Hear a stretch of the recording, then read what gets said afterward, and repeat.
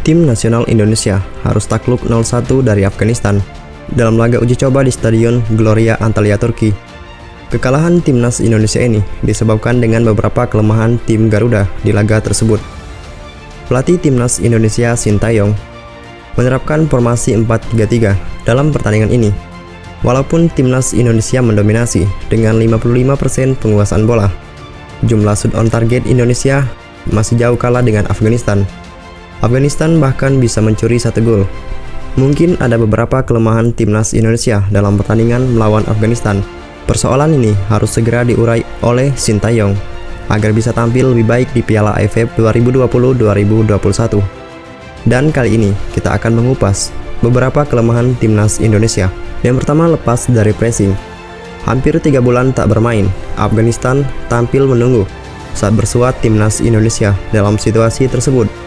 Pelatih Afghanistan, Anous Dexter, memerintahkan pemainnya mengawal pemain-pemain kunci Indonesia. Beberapa contohnya, Evan Dimas digawal Farsad Nur. Hal ini membuat Evan Dimas tak bisa mengatur aliran bola Indonesia dengan nyaman.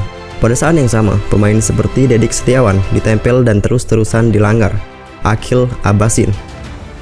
Harus kita akui, Afghanistan lebih baik dari Taiwan. Kemampuan mereka menguasai bola, melindungi bola, kerja sama tim. Pressingnya itu di atas Taiwan. Itulah yang membuat kita jadi sulit untuk berkembang. Kemudian yang kedua, komunikasi antar pemain. Sejak sebelum berangkat ke Turki, komunikasi antar pemain menjadi perhatian serius oleh Sintayong. Para pemain diminta untuk tidak ragu, untuk berteriak, memberikan instruksi, dan mengingatkan sesama rekannya.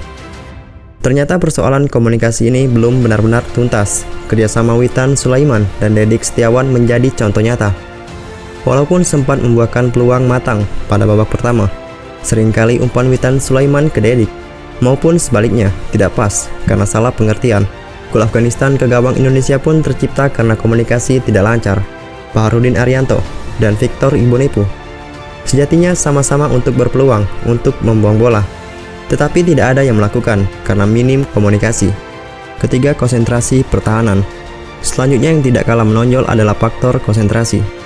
Bermain bola, ya, memang 2 kali 45 plus taman waktu. Selama menit masih berjalan, tidak boleh ada kelengahan. Kemarin kelemahannya hanya sekali, itu saja, dan gol. Secara umum, pertahanan timnas Indonesia bermain cukup bagus, terutama sekali saat Elkan Bagot masih bermain. Namun sayang, begitu pemain Ixwickstone itu diganti karena cedera, koordinasi langsung berubah cukup banyak. Baharudin Arianto yang sebelumnya membayangi Elkan dari sisi belakang dan melakukan sapu bersih saat bola lewat, tidak berjalan saat Ibonepu masuk. Dalam hal ini, Sin memang sepertinya tidak menyiapkan Baharudin Arianto dan Ibonepu untuk main bersama. Kemudian yang keempat, penyelesaian akhir. Pada babak pertama, melawan Afghanistan, timnas Indonesia memiliki 3 peluang. Namun sayang, ketiga peluang itu tidak ada yang tepat sasaran saat dieksekusi.